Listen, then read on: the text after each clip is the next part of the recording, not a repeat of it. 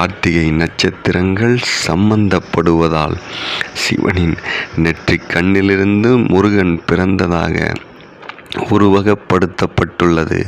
வானியல் அமைப்புப்படி கார்த்திகை நட்சத்திரத்தை, அதாவது மேஷராசி மண்டலத்தை சூரியன் கடக்கும்போது 6 பருவங்களாக கோடைக்காலம், மழைக்காலம், வசந்த காலம், குளிர்காலம், சரத்காலம், ஹேமந்த காலம் ஆகிய பருவ காலங்களில் நன்றாக தெரிகிறது. இதனாலேயே மேஷ மண்டல ராசி அதிபதியான கார்த்திகேயனுக்கு 6 முகங்கள் இருப்பதாக சொல்லப்படுகிறது.